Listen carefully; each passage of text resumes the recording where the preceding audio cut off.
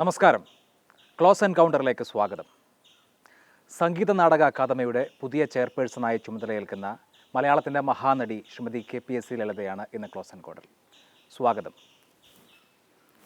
ഒരു ഔദ്യോഗിക ചുമതലയിലേക്ക് പോവുകയാണ്. അതെ.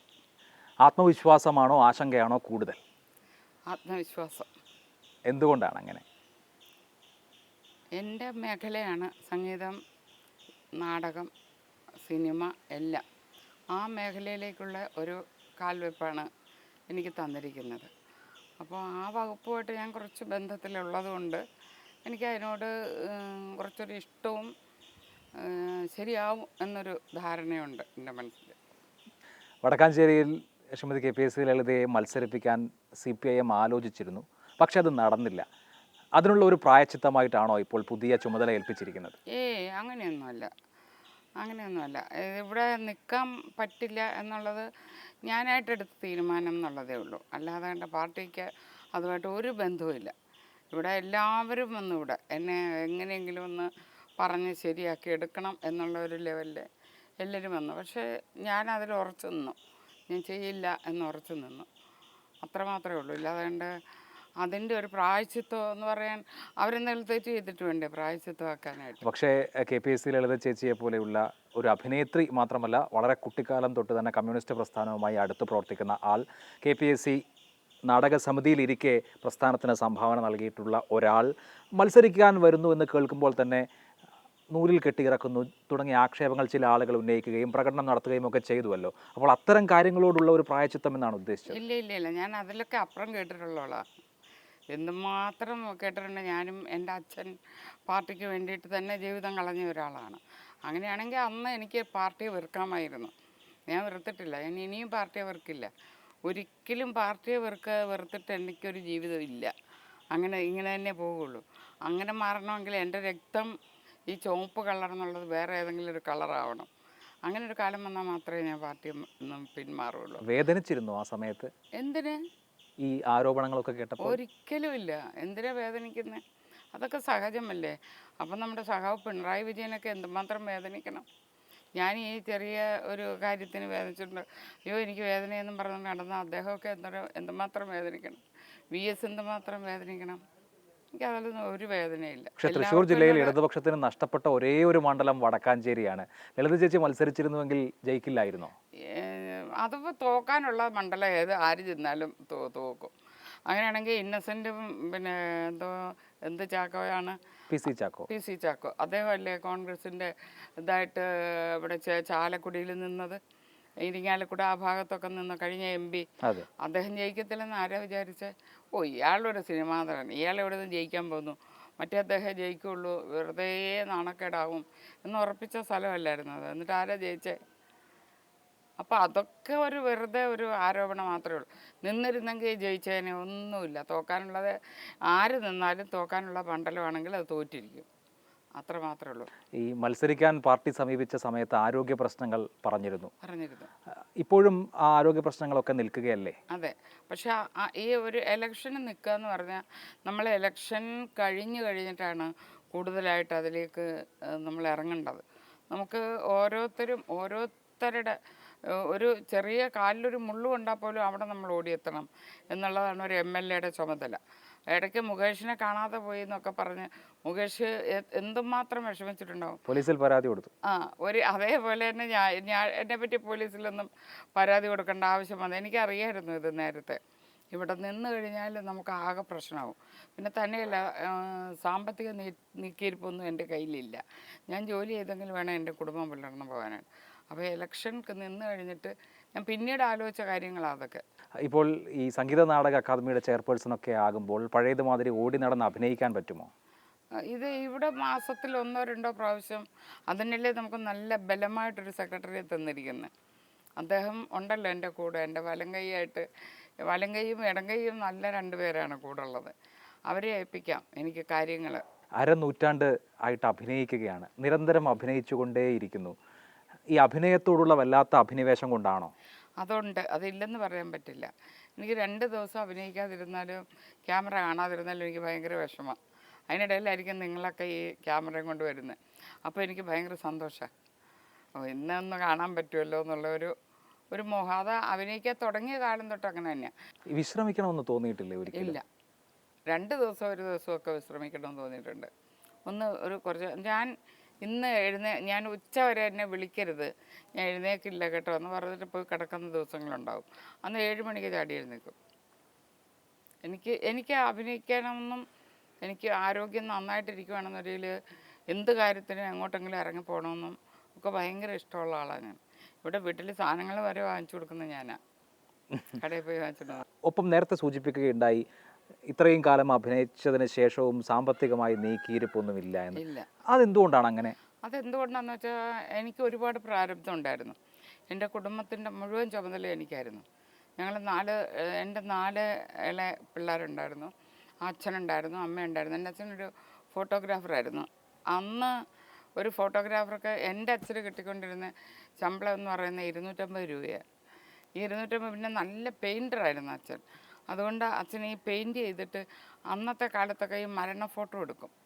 മരണ ഫോട്ടോ എടുത്തിട്ട് അതിൽ നിന്ന് ഈ ഫോട്ടോ എടുക്കാൻ അച്ഛനെ ആയിരിക്കും അധികവും വിളിക്കുന്നത്.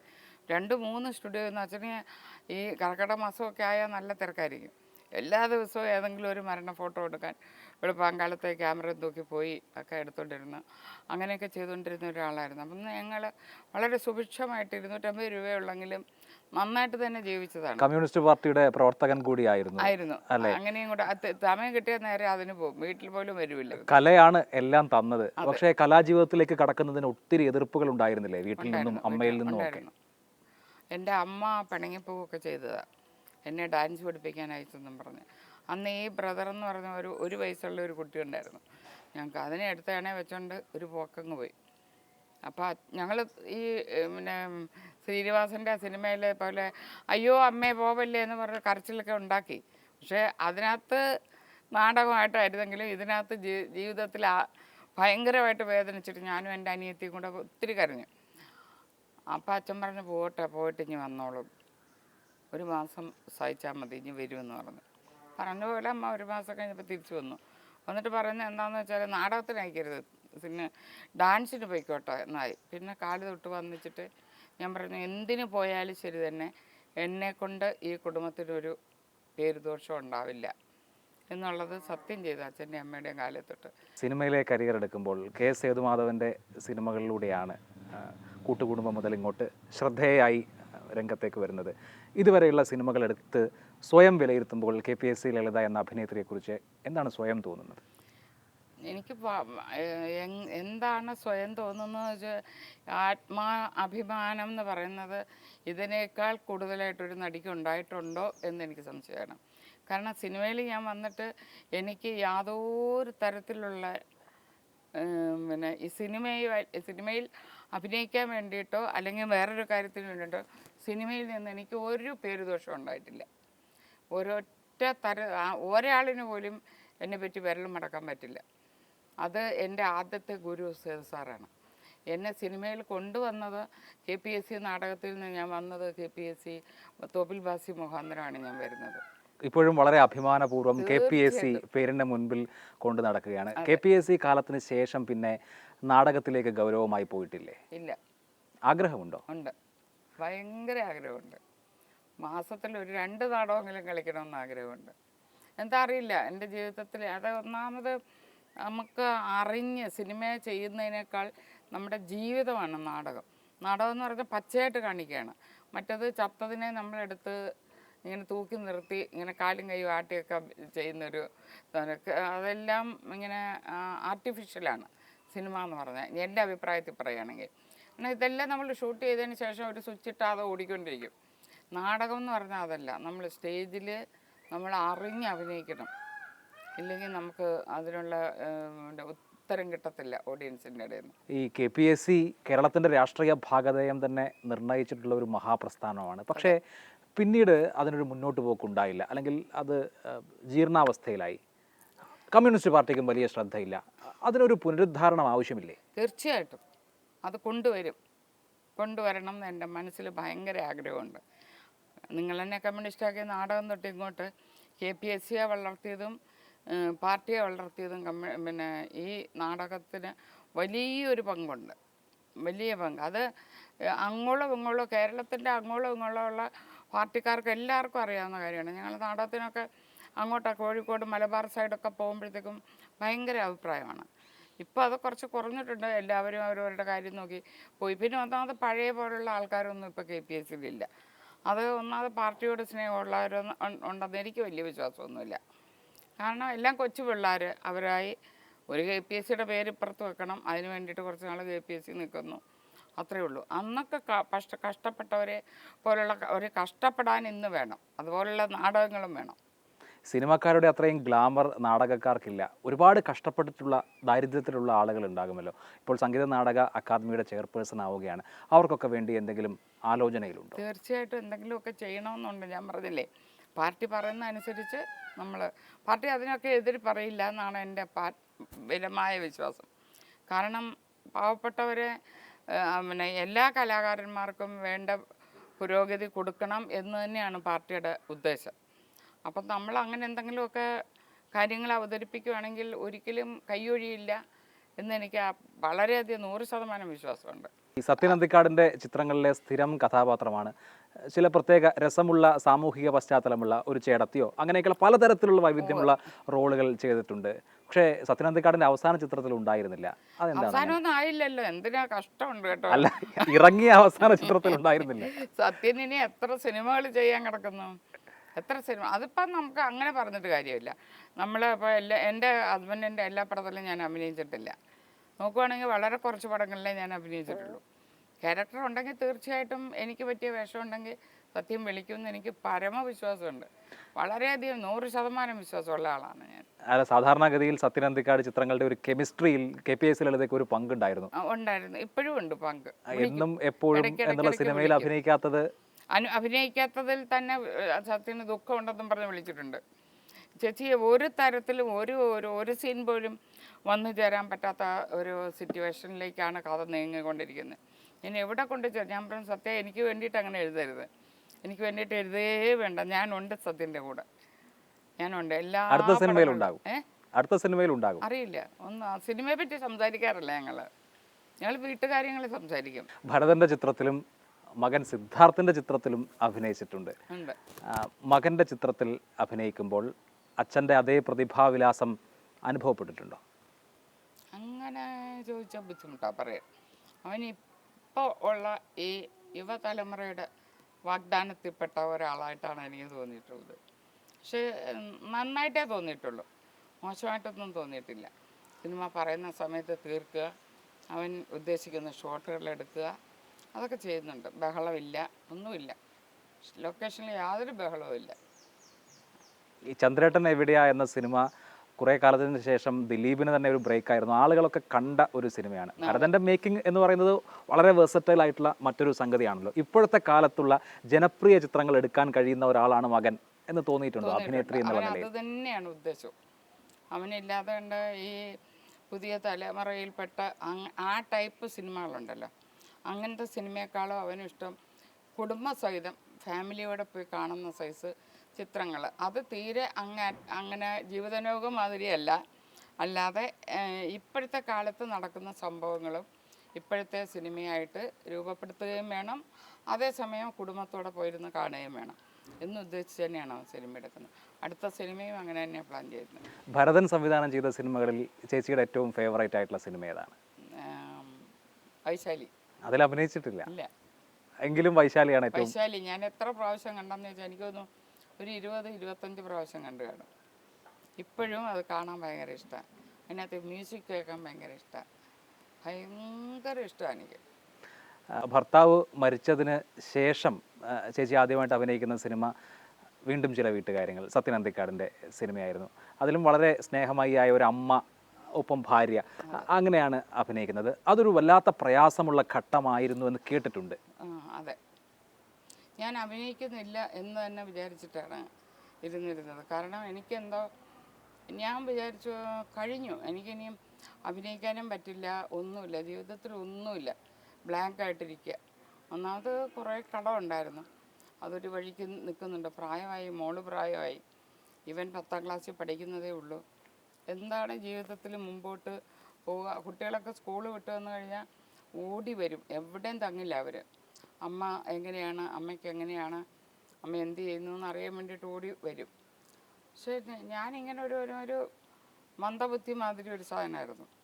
എന്നെ കേട്ടിച്ച് ഗംഗേട്ടനും സത്യനന്തിക്കാടുമാണ് ദിവസം വിളിച്ച് ഇങ്ങനെ ഓതി. അതിന് വേറൊരു കാരണം, ഈ പിള്ളേർ മറ്റുള്ള ഡയറക്ടേഴ്സിനേക്കാളൊക്കെ കൂടുതൽ സത്യൻ്റെ അടുത്ത് ഇവർക്ക് ഭയങ്കര ഇഷ്ടമാണ്. സത്യനങ്കിളിനോട് ഇവരെല്ലാ കാര്യങ്ങളും തുറന്നു പറയും, നമ്മളൊക്കെ പറയുന്ന പോലെ തന്നെ. അതിന് ഇവർ സത്യനങ്കിളിനോട് തുറന്നു പറഞ്ഞു, അമ്മ ഇവിടെ ഇരുത്തിയാൽ ഒക്കത്തില്ല, അങ്കിളിൻ്റെ സിനിമയിലേക്ക് അമ്മയെ വിളിച്ചുകൊണ്ട് പോകണം. 2 ദിവസം മുമ്പ് കൊണ്ടുപോയാലും കുഴപ്പമൊന്നുമില്ല, അവിടെ ഇരുത്തിയിട്ട് ഒന്ന് അമ്മയുടെ മനസ്സ് മാറ്റണമെങ്കിൽ നിങ്ങളൊക്കെ ഉണ്ടെങ്കിലേ പറ്റുള്ളൂ എന്ന് പറഞ്ഞിട്ട് ഇത് ഞാൻ അറിയുന്നില്ല. ഇത് ഞാൻ അവിടെ ചെന്നപ്പോൾ സത്യനാണ് എന്നോട് പറയുന്നത്. കഷ്ടം നിറഞ്ഞ അവസ്ഥയിലൂടെ കടന്നു പോകുമ്പോൾ സിനിമയിൽ ഉള്ള ആളുകൾ, ഒരുമിച്ച് ജോലി ചെയ്തിരുന്ന ആളുകൾ സഹായിച്ചിട്ടുണ്ടോ? അങ്ങനെ ആ സമയത്ത് സഹായിച്ചിട്ടുണ്ടോ എന്ന് ചോദിച്ചാൽ ആ സമയത്ത് അങ്ങനെ സഹായിച്ചിട്ടില്ല. കാരണം ആർക്കും ഇങ്ങനെ ഈ കാര്യങ്ങളൊക്കെ നമ്മൾ പുറത്ത് പറഞ്ഞു നടക്കുന്നില്ലല്ലോ.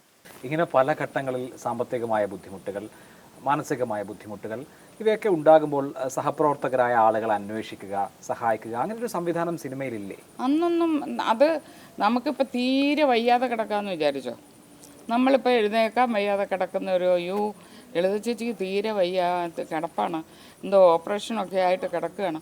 ആണോ? അങ്ങനെ ഒരാൾ പറഞ്ഞു, 2 ആൾ പറഞ്ഞു, 3 ആൾ പറഞ്ഞു. ഈ സാമ്പത്തികമൊക്കെ എങ്ങനെയാണ്? അയ്യോ അതൊക്കെ വളരെ മോശം. അപ്പോൾ ആരെങ്കിലും വരും. അതിൽ എനിക്ക് ഒന്നാമതായിട്ട് പറയാനുള്ളത് ഒന്ന് ദിലീപും ഒന്ന് ജയരാജും. അവർ രണ്ടുപേരും എന്നെ നല്ലോണം സഹായിച്ചിട്ടുണ്ട്. പിന്നെ രഞ്ജിത്തിനെ പിന്നെ ഞാൻ വിളിക്കും. രഞ്ജിത്ത്, എനിക്ക് ഇങ്ങനെ ഒരു പ്രശ്നമുണ്ട്, പൈസ അല്ല രജപുത്ര രഞ്ജിത്ത്, എനിക്കിങ്ങനൊരു ബുദ്ധിമുട്ടുണ്ട്, രഞ്ജിത്ത് എന്നെ ഒന്ന് സഹായിക്കുമോ? അയ്യോ പിന്നെന്താ ചേച്ചി, എത്ര വേണം ചേച്ചിക്ക്? അതെനിക്ക് എത്ര രൂപ വേണം, ഞാൻ നാളെ അയക്കാം കേട്ടോ എന്ന് പറയും. സിദ്ധാർത്ഥ് ആശുപത്രിയിൽ കടന്നിരുന്ന വേളയിൽ ശരിക്ക് കേരളീയരായ ഒരുപാട് അമ്മമാർ പ്രാർത്ഥിച്ചിട്ടുണ്ട്, വളരെ വൈകാരികമായി അതിനെ കണ്ടിട്ടുണ്ട്. ആ അനുഭവം എങ്ങനെയാണ് ഓർക്കുന്നത്? അത് ഓർക്കാതിരിക്കുക നല്ലത്.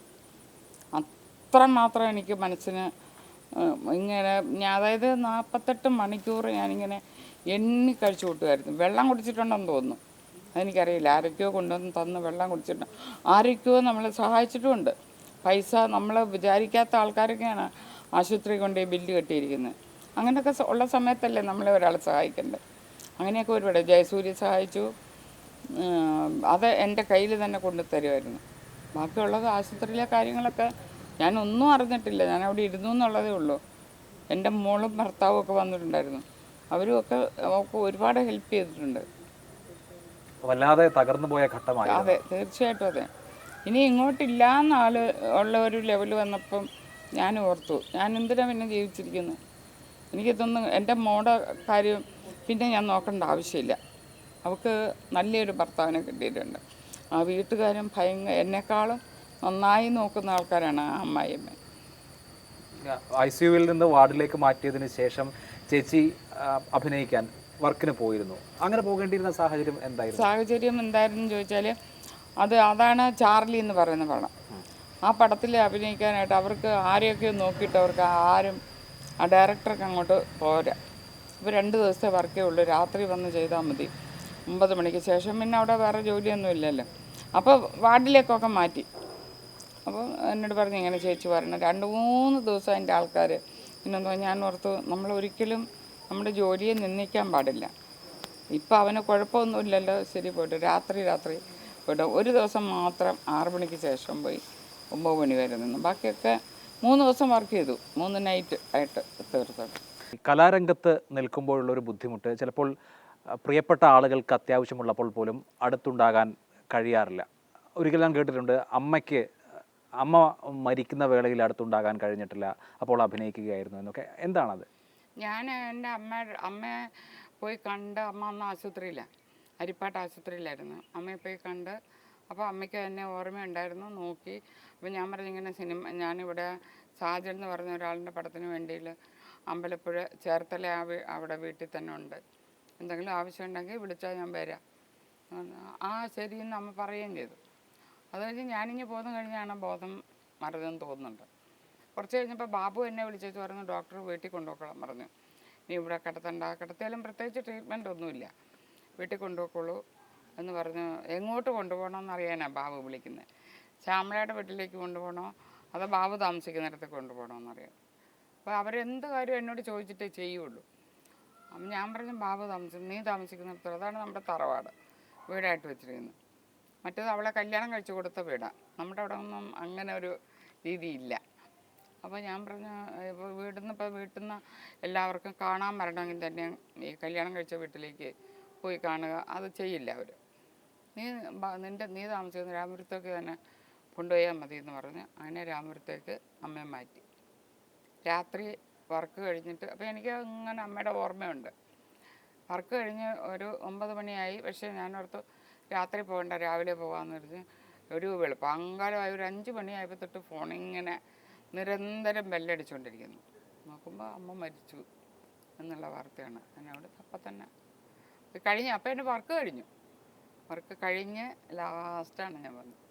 അതെ, എൻ്റെ അമ്മ എന്നെ ഉപദ്രവിച്ചിട്ടില്ല.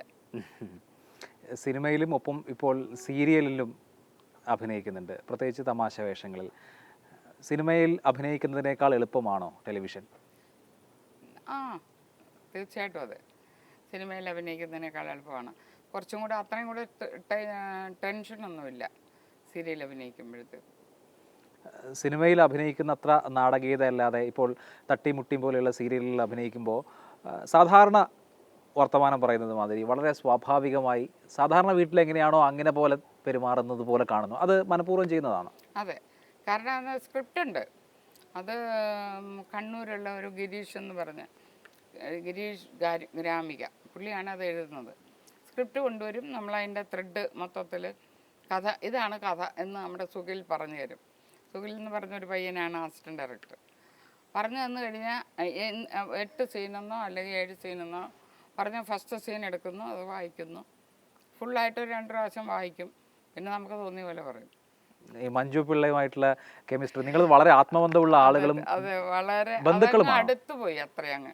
ഇതുപോലെ ഇനി വേറൊരാളുമായിട്ട് ചെയ്യാൻ പറ്റുമെന്ന് ചോദിച്ചാൽ എനിക്ക് സംശയമാണ്. പിന്നെ കുറച്ച് നാൾ കഴിയുമ്പോൾ ചെയ്യാൻ പറ്റുമായിരിക്കും, അതറിയില്ല. ഇത് എന്താണെന്ന് പറഞ്ഞാൽ കുറിയാണ്. നമ്മളിപ്പോൾ ഒരു വാക്ക് അങ്ങോട്ട് പറഞ്ഞാൽ അവൾ അതിൻ്റെ 2 ഇരട്ടി ഇങ്ങോട്ട് പറയും. അങ്ങനെ വായിലെന്നൊക്കെ ഇത്ര നീള. വളരെ അടുത്ത വ്യക്തിബന്ധമുള്ള ആൾ കൂടിയാണെന്ന് തോന്നുന്നു. തീർച്ചയായിട്ടും വളരെ അടുപ്പമുണ്ട്. അത് ഇപ്പം ഞാനൊരു ദിവസം അവളോട് എന്തെങ്കിലും കാര്യത്തിന് ചിലപ്പോൾ പിണങ്ങും. എനിക്ക് പിണക്കം ഇത്തിരി മുൻചുണ്ട് ഇത്തിരി കൂടുതലാണ്. അത് തന്നെ ഞാൻ അവളോട് പിണങ്ങിയിരുന്ന അവൾ കുറച്ച് നേരമൊക്കെ മിണ്ടാതൊക്കെ ഇരിക്കും. പിന്നെ അവൾ അങ്ങനെ ഒരു സംഭവം നടന്നതായിട്ടേ ഭാവിക്കത്തില്ല, തലേ കയറി ഇരുന്ന് ഇറങ്ങാൻ തുടങ്ങും. പിന്നെ ഭയങ്കര അങ്ങനെ ഒരു കാര്യവും മഞ്ജുവിനെ സംബന്ധിച്ച് പറയുകയാണ് ഒന്നും സീരിയസ് ആയിട്ട് എടുക്കാറില്ല. സീരിയസ് ആയിട്ടോ അവരങ്ങനെ പറഞ്ഞില്ലേ, അവരാരാണ് എന്നുള്ളൊരു മട്ട് തോന്നുന്നവർക്കായിരിക്കും ചിലപ്പോൾ അത് മനസ്സിൽ വെച്ചിട്ടുണ്ടെങ്കിൽ ഇങ്ങനെ മുറുകുന്നത്. അതില്ല, അത് അവൾ അപ്പോഴേ തള്ളിക്കളയും. ഞാൻ പറഞ്ഞവരെ അപ്പം ഞാൻ ഓർക്കട്ടെ, ഞാൻ ഇത്രയും അവളെ വഴക്ക് പറഞ്ഞിട്ടും അവൾ പിന്നെ ഇത്ര സ്നേഹമായിട്ട് എന്നോട് വരുന്നുണ്ടല്ലോ എന്ന് തോന്നുമ്പോൾ നമുക്ക് ഒന്നും കൂടി സ്നേഹം കൂടത്തേ ഉള്ളൂ. അതുപോലെ ആരുടെയെങ്കിലുമൊക്കെ മുമ്പിൽ വെച്ച് ഞാൻ അതിനെ ചീത്ത പറയാറുണ്ട്. അപ്പം ഞാൻ ഓർക്കും, ദൈവമേ ഇത്രയും പറയേണ്ട ആവശ്യമില്ലായിരുന്നു, എന്തിനാണ് ഞാൻ അത്രയും പറഞ്ഞത്. അത് വേറെ വല്ലവരോടും ആണെങ്കിൽ അവർ തിരിച്ച് മറുപടി പറഞ്ഞാൽ നമുക്ക് നാണക്കേടല്ലേ. പക്ഷെ ഇവളൊന്നും മിണ്ടൂല. ചിലപ്പോൾ ചില മന്ദബുദ്ധിയുടെ കൂട്ട് മുടിയൊക്കെ പെഞ്ഞി വെക്കും. അപ്പം ഞാൻ നീ എന്തോ തടിയുന്നത്, നിനക്കൊരു 2 പിള്ളേരുള്ളതല്ലേ, കല്യാണം കഴിക്കാൻ പ്രായമായില്ലേ പിള്ളേരെ, ഈ സീരിയലിലെ നീ എന്തോ ഈ മന്ദബുദ്ധിയുടെ കൂട്ട് തലയൊക്കെ കെട്ടി വെച്ചിരിക്കുന്നു. ബോറാണോ അമ്മ? ബോറ് തന്നെയാണ്. അപ്പോഴിക്കും അത് സ്ക്രിപ്റ്റിലില്ലാത്തതാണ്. അതെ, അതൊക്കെ സ്ക്രിപ്റ്റിലില്ലാത്തതാ. അത് ശരി. ഈ പുതിയ സിനിമകളിൽ അമ്മൂമ്മ വേഷങ്ങൾ കുറവാണ് എന്ന് ചില അഭിനേതാക്കളെങ്കിലും പരാതി പറയാറുണ്ട്. പുതിയ സിനിമ, ഈ കാലത്തിൻ്റെ സിനിമ അങ്ങനെയൊക്കെയാണ് എന്നൊക്കെ. അങ്ങനെ പരാതിയുണ്ടോ? ഇല്ല, എനിക്കങ്ങനെ പരാതിയൊന്നുമില്ല. കാരണം എന്നാൽ ഓരോ കാലത്തിനനുസരിച്ചാണ്. ഇപ്പോൾ ഞാൻ ചോദിക്കട്ടെ, ജീവിത നൗക പോലൊരു സിനിമ ഇന്ന് ചെയ്ത ആരെങ്കിലും കാണത്തില്ല. അതേപോലെ തന്നെ ആ തരത്തിൽ വരുന്ന കുറേ സിനിമകൾ, പണ്ടത്തെ കാലത്തെ മൂലധനം ഇന്ന് ആരെങ്കിലും കാണുമോ? ആരും കാണത്തില്ല. അപ്പോൾ കാലത്തിനനുസരിച്ച് മാറിക്കൊണ്ടിരിക്കും, അതിനനുസരിച്ച് നമ്മൾ മാറിക്കൊണ്ടിരിക്കുക എന്നുള്ളത് മാത്രമേ ഉള്ളൂ. അതായത് ഇന്ന് നമ്മൾ ജീവിതനൗകയിലെ അഭിനയം നമ്മൾ ഇന്ന് ഈ പുതിയ പിള്ളേരുടെ കൂടെ അഭിനയിക്കാൻ പാടില്ല, അതാണ് കുഴപ്പം വരുന്നത്. അതല്ലാതെ നമ്മൾ നമ്മുടേതായിട്ടുള്ള രീതിയിൽ അവരുടെ കൂട്ടത്തിൽ നിവിൻ പോളിയാണ് കൂടെ നിൽക്കുന്നത്. നിവിൻ പോളി എങ്ങനെ ചെയ്യുന്നതെന്ന് വെച്ചാൽ ആ കൂട്ടത്തിൽ നിവിൻ പോളിയുടെ അമ്മയാണ് ഞാൻ എന്ന് ആദ്യം മനസ്സിൽ കരുതുക. സത്യമാഷയുടെ അമ്മയല്ല, അത് കരുതിയിട്ട് നമ്മൾ ചെയ്ത ഒരു പ്രശ്നവുമില്ല. അപ്പോൾ കഥയിൽ അത് വരുന്നുണ്ടോ, സ്ക്രിപ്റ്റിൽ വരുന്നുണ്ടോ എന്നുള്ളതാണ് അടുത്ത ചോദ്യം. സ്ക്രിപ്റ്റിൽ അത് എഴുതി വരുമ്പോഴത്തേക്കും ഈ രീതിയിൽ നമുക്ക് ചെയ്യാൻ പറ്റും എന്നുള്ളത് അവർ ചിന്തിക്കുന്നില്ല. സ്ക്രിപ്റ്റ് എഴുതുന്നവർ ചിന്തിക്കുന്നില്ല. അവരും കൂടെ ഒന്ന് ചിന്തിച്ചാൽ ഒരു ബുദ്ധിമുട്ടുമില്ല. വളരെ നന്ദി ഇത്രയും നേരം ചെലവഴിച്ചതിന് Shrimati KPSC Lalitha. Thank you. Okay.